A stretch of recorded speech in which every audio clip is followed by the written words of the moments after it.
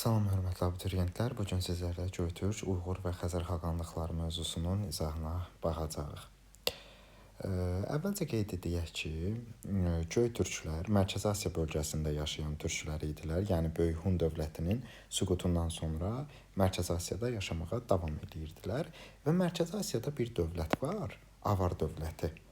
Hansı ki Çinlilər həmin o avarları Jujan adlandırırlar. Bu dövlətə Avar dövləti də deyilir, Jujan dövləti də deyilir. Həmin bu Avar Jujan dövlətinə qarşı çıxan Bumun xaqan, yəni bu adam Göytürklərdəndir. Bumun xaqan nə edir? Avarları məğlub edir və 552-ci ildə Bumun xaqan tərəfindən 1-ci Göytürk dövlətinin əsası qoyulmuş olur. Bumun xaqan türklərin məşhur Aşina soyuna mənsubdur. Türk tayfalarından biri olan məşhur Aşina soyundan gəlir.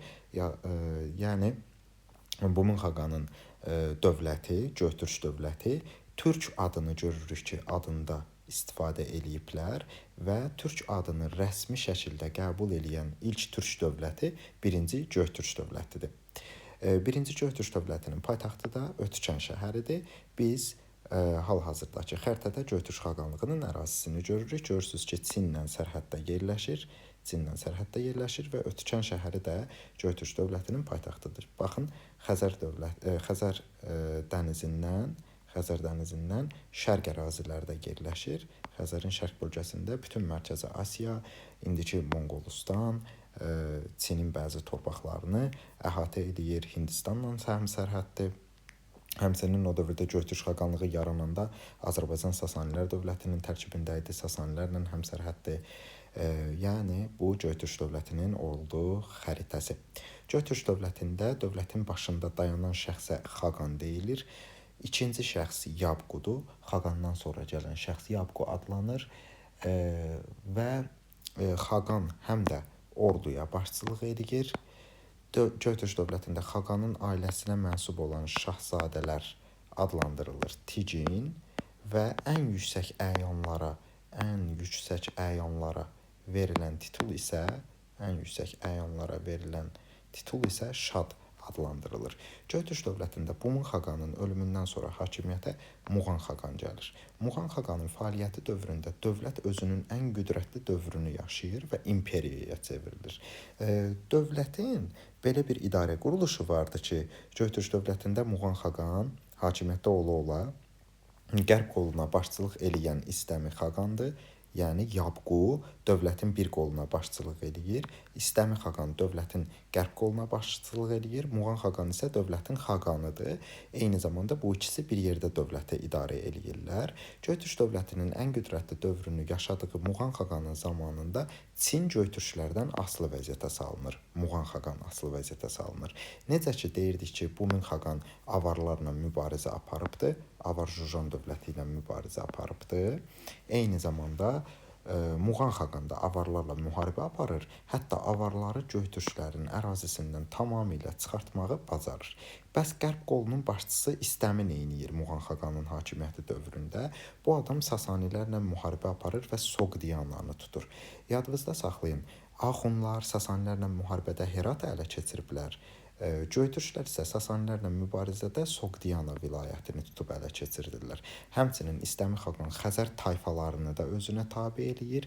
Şimali Qafqaza, yəni Sasanilərin ərazilərinə yürüşlər eləyir. Həmçinin Bizansla müharibə aparır. Baxmayaraq ki, bu Bizansdan müharibə aparır, həmçinin Bizansdan daha çox diplomatik əlaqələr saxlayır, yəni danışıqlar aparır. Soruşa bilərsiniz ki, niyə bu həm Bizansdan müharibə aparıb, həm də diplomatik danışıqlar saxlayıb? Çünki Sasanilərlə düşməndir Göytürklər, həm də Bizans da Sasanilərlə düşməndir. Yəni Bizansın da düşməni ortaqdır Göytürklərlə, Göytürkün də düşməni Bizansla ortaqdır. Yəni bu ikisi Bizansla Göytürklər Sasanilərə qarşı birgə hərəkət etmək üçün diplomatik münasibətlər saxlayırlar bir-birləri ilə. Göytürk dövləti 6-cı əsrdən başlayır zəifləməyə. Dövlətin daxilində çəkişmələr baş verir, hakimiyyət uğrunda şəhzadələr bir-birləri ilə davalar aparırlar.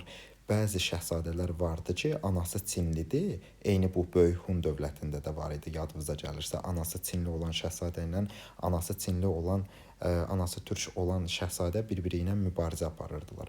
Anası Çinli olan şahzadələrin Çinə yaxınlaşması, həmçinin dövlətdə türklərdə buddizm qəbul edilməmişdi. Çin ərazisində buddizm yayılmışdı, Hindistanda buddizm yayılmışdı. Həmin bu buddizmin qəbul edilməsi, yayılması, yəni dini pərakəndəlik eyni Axund dövlətində olduğu kimi burada da dini pərakəndəlik var. Bütün bu saydığımız amillər dövləti, yəni 1-ci Göytürk dövlətini zəiflədir və 588-ci ildə dövlət parçalanır iki yerə. Şərqi Göytürk dövlətinə, Qərbi Göytürk dövlətinə. Şərqi və Qərbi Göytürk dövlətlərinə parçalanandan sonra da həm Şərq Göytürk dövlətini, həm də Qərb Göytürk dövlətini Çin özündən asılı vəziyyətə salır. Baxın, Çin həm Göytürklərdən asılı vəziyyətə düşübdür, həm də Göytürkləri özündən asılı vəziyyətə salmış olubdu.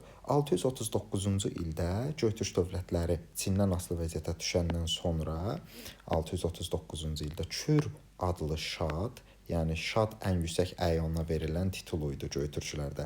Kür adlı ən yüksək əyanlardan biri üsyan qaldırır Çinə qarşı. Lakin Çinin qüvvələri çox olur, Kürşadın qüvvələri az olur deyə qüvvələrin azlığı səbəbindən həmin üsyan məğlub olur. Soruşa bilərsiniz ki, Kürşad niyə Çinə qarşı üsyan qaldırır? Çünki Çinin tərkibindən çıxartmağa çalışır Göytürkləri. Ancaq Qutluq Xaqan 682-ci ildə yenidən Çinə qarşı azadlıq mübarizəsinə qaldırır Göytürkləri və o bacarır bunu. Qutluq Xaqan 682-ci ildə Göytürkləri Çinin əsarətindən qurtarır. Qutluq Xaqan özünü İltəris adlandırır, yəni eli xilas edən, İltəris, eli xilas edən adlandırır və 2-ci Göytürk dövlətinin əsasını qoyur. 2-ci Göytürk dövləti nə vaxt yarandı? 682-ci ildə. Hətta Qutluq Xaqan paytaxtı yenə də dəyişmir, Ötükən şəhəri olaraq saxlayır. Baxın, Böyük Hun dövlətində paytaxtı Ötükən şəhəri idi. Göytürkün hər iki dövlətində paytaxtı Ötükəndir. Böyük Hun dövləti də iki hissəyə parçalanmışdı. Göytürk dövləti də 588-ci ildə iki hissəyə parçalanmış olur. Həmçinin Böyük Hun dövləti də Çinlə müharibə aparıb, Göytürklər də Çinlə müharibə aparıblar. Qutluq Xaqanın dövründə 2-ci Göytürk dövlətinə baş vəzir təyin olunur Tonyukuk. Tonyukuk da çox güclü bir baş vəzir olur və onun sayəsində, İltəris Xaqanın sayəsində dövlət gücləndirilir.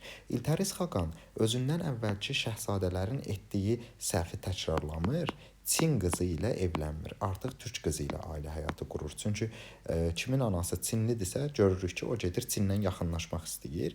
Ona görə də İltəris Xaqan bu səhvi eləmir. Çin qızı ilə yox, türk qızı ilə ailə həyatı qurur və bu da dövlətin gücləndirilməsinin əsas səbəblərindən biri olmuş olur. 682-ci ildə dövləti yaradan Qutluq İltərisin ölümündən sonra Qapağan Xaqan hakimiyyətə gəlir 2-ci Göytürk dövlətində.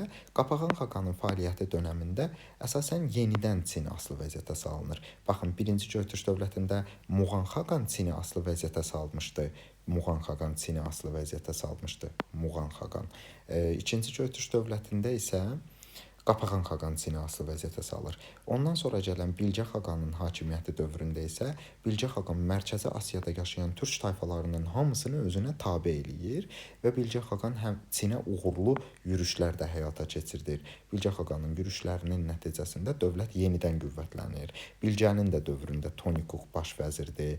Qapağanın da dövründə Tonyukuk baş vəzirdir. İltərisin dövründə də Tonyukuk baş vəzirdir. Dövlətin elə güclü olmasının səbəbi belə güclü bir baş vəzirlə üç hökmdarın ayrı-ayrı zamanlarda dövləti idarə etməsi olubdu. Lakin bütün bunlardan sonra daxili çəkişmələr baş qaldırır.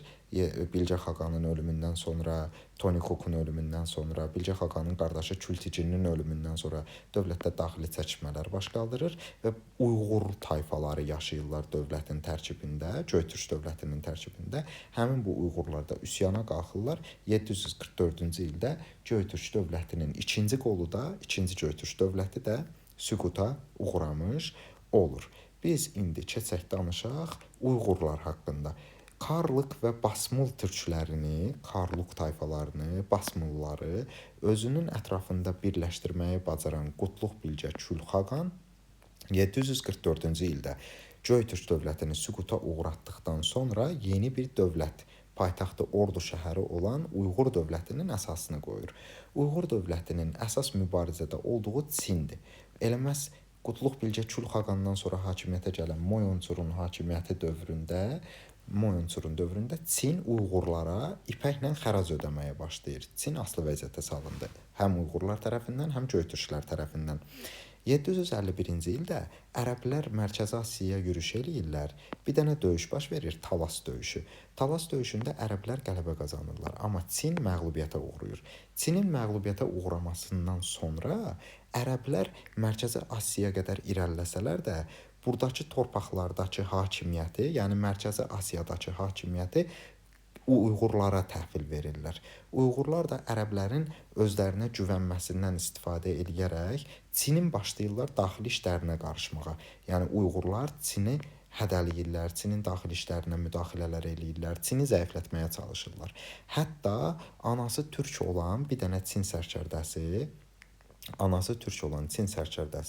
köhnə Çin imperatorunu devirir və özü çıxır imperator olur. Ondan sonra demək Uyğurlardan kömək istəyirlər ki, Çinlilər nə olar bu anası türk olan şahzadəni taxtdan yendirib əvvəlki imperatoru hakimiyyətə qaytarın. Uyğurlar da gəlirlər, kömək eləyirlər, əvvəlki imperatorun hakimiyyətini bərpa etmiş olurlar. Və Uyğur dövlətində Böcü xaqanın dövründə, eyni zamanda Mete xaqanın dövründə də, hansı ki yadınıza gəlirsə, Monqol və Tibetləri Mete xaqan tabe eləmişdi. Yəni Tibetlilərlə Mete xaqan mübarizə aparmışdı Böyük Hun dövlətindən. Eyni zamanda Uyğur dövlətindən də Böcü xaqan Tibetliləri məğlub eləyir. Bu Tibetlilər Çinə hücum eləmişdilər. Və Böcü xaqanın dövründə belə bir ideya var, maniçilik təlimi. Sasanilərdə də var idi bu. Sasanilərdə də olan maniçilik təlimi, Uyğurlarda da mövcud olan bu manilik təlimi bütün müharibələrdən imtina eləyir. Yəni maniçilik deyir ki, heç kim müharibə eləməsin. Müharibə etməməyi təbliğ eləyən bu təlimin qəbul edilməsi, Böcü xaqan tərəfindən qəbul edilməsi, yəni Böcü xaqan müharibələrdən imtina eləyir. Böcü xaqanın maniçiliyi qəbul etməsi, sonralar xaqanların sui-qəsd nəticəsində öldürülməsi, dini pərakəndəlik gətirir, dövləti zəiflədir. Soruşa bilərsiniz ki, ay müəllim, müharibəni qəbul etməmək yaxşı bir şeydir axı. Maniçilik təliminin qəbul edilməsi nəyə görə dövləti zəiflədir? Çünki Uyğurlar çox döyüşkən tayfadılar. Bu da gətirir onların döyüşkən ruhuna pis təsir eləyir ki, biz niyə maniçiliyi qəbul edib döyüşkənlikdən imtina eləməliyik ki? Hətta Uyğurların hakimiyyəti dövründə Avropalılardan xeyli əvvəl Uyğurlar kağız istehsal edirdilər, mətbəə açmışdılar və Uyğur xaqanlığı 842-ci ildə Qırğız tayfalarının üsyanı nəticəsində süqut eləyir. Uyğurların üsyanı ilə Göytürk dövləti süqut eləyir. Qırğızların üsyanı ilə isə Uyğur dövləti süquta uğramış olur. Gərək biz danışaq Xəzər xaqanlığından. Xəzər xaqanlığı, Xəzər dövləti xəritədə gördüyünüz bu bənövşəyi rəng əraziləri əhatə eləyir. Nisbətən açıq bənövşəyi rənglə olan ərazilər asılı ərazilərdə. Görürsünüz ki, Albaniya dövlətinin ərazisi, Azərbaycan ərazisi də daxildir bura. Buralar asılı ərazilərdir. Xəzər dövlətinin demək yaranması təqribən gedir düşür 7-ci əsrin ortalarına, süqut etməsi isə 965-ci ildir. Xəzər dövləti o 588-ci ildə ki dövlət Göytürk dövləti parçalandı iki hissəyə, Qərbi Göytürk, Şərqi Göytürk. Həmin bu Qərbi Göytürk süqut eləyəndən sonra yaranır. Qərbi Göytürkün ərazisində yaranır. Demək biz deyəndə ki, Xəzər xaqanlığı hansı dövlətin varisidir, yəni hansı dövlətdən süqutundan sonra yaranıbdır, deyəcəyik Qərbi Göytürkün varisidir. Xəzərlər də Göytürklər kimi türklərin məşhur Aşina soyuna mənsubdular. Hətta Xəzərlər Avropanın şərqində yaranmış ilk türk dövlətlərindən biridirlər. Və Xəzər dövlətinin paytaxt şəhərləri olubdur. Əvvəlcə Bələncər, sonra Səməndər, sonra İdil şəhərləri. Bələncər, Səməndər və İdil şəhərləri paytaxt şəhərləri olubdur. Xəzər xaqanlığını da idarə edən şəxs xaqan adlanır. Xaqandan sonra gələn ikinci şəxs Xaqan bəy adlanır. Xaqan bəy dövlətdə ən nüfuzlu şəxs hesab edilir xaqandan sonra. Xəzər xaqanlığında 8-ci əsrin sonunda İudaizm, yəni indiki yəhudilik, musəvilik dini qəbul edilir. Bu da gətirib nəyə çıxardacaqdır? Yenidən dini pərakəndəliyə gətirib çıxardacaqdır. Demək bizim Dini pərakəndəlik nəticəsində zəifləyən dövlətlərimizi gəlin sadalayaq. Hansı ki, Axund dövlətində biz dini pərakəndəliyi deyirdik, Göytürk dövlətində biz dini pərakəndəlik dedik, Uyğur dövlətində dini pərakəndəlik dedik, Uyğur dövlətində dedik və ən axırıncı olaraq Xəzər xaqanlığında da dini pərakəndəliyi qeyd etməliyik. Dini pərakəndəlik nəticəsində 8-ci əsrin sonunda zəifləyir. Xəzər dövlətinin zəifləməsinin başqa səbəbləri nədir? Dini pərakəndəlikdən başqa səbəbi nədir? Peçenik tayfaları ilə olan müharibə və ərəb tayfaları ilə olan müharibə. Hətta ərəblərlə müharibə hər nə qədər Xəzərləri zəiflətsə də, məlumdur ki, ən nəhayətdə ərəblər qələbə qazanmışdı Hilat ətrafında baş vermiş döyüşdə. Hər nə qədər ərəblərlə müharibə Xəzərləri zəiflətsə də, Xəzərlər ərəbləri Şərqi Avropadan qova bilmişdilər, qovmuşdular. Dini pərakəndəlik olsa da, məhkəmə dini əsasında fəaliyyət göstərir axı. Məhkəmələrdə bütün dinlər, ölkə ərazisində nə qədər din var, hamısının nümayəndələri, yəni hakimləri var idi. Yəni sən əgər xristianlıq dininə sitayiş edirdinsə, sənə xristian bir xadim məhkəmə keçirdirdi. Sən əgər İslama sitayiş edirdinsə, sənə İslam dininə məxsus bir qazı məhkəmə keçirdirdi. Dini pərakəndəlik olsa da, Xəzər dövlətində məhkəmələrdə bütün dinlərin nümayəndələri təmsil olunurdu. Xəzərlər dedik, Şərqi Avropada yaşayan xalqlar idilər. Yəni Şərqi Avropa bölgəsində özlərinə dövlət yaratmışdılar. Şərqi Avropanın 8-ci, 9-cu əsrlər dövrünə biz Xəzər asayişi deyəcəyik. Nəyə görə Xəzər asayişi? Çünki Xəzərlər 8-9-cu əsrlərdə o bölgədə demək olar ki, hakimiyyəti tam ələ alırlar. O bölgədə təhlükəsizlik yaradırlar. Hətta Şərq Slavyanlarını, Slavyanların şərq qolunu, yəni Rusların şərq qolunu özlərindən asılı hala salaraq vergi verməyə də məcbur eləyirlər. Yadınızdadırsa biz deyirdik, Slavyanlar kimlərdir? Ruslardır. Yaxud da Kiyev knyazlığı da Ruslardır.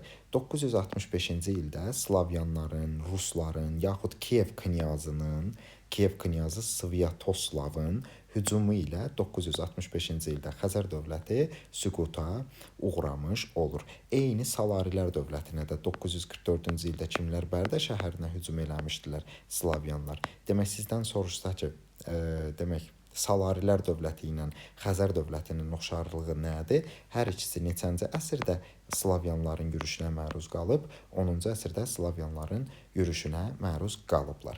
Gəlin biz əlavətən də qeyd eləyək ki, bizim keçdiyimiz bu dövlətlərin hər biri Xəzər xaqanlığı Şərqi Avropada, Uyğurdur, Göytürkdür, Axund dövlətləri isə Mərkəzi Asiya bölgəsində yaranmış dövlətlər idilər. Bu qədər hörmətli abituriyentlər, növbəti videolarda görüşənədək sağ olun, salamat qalın.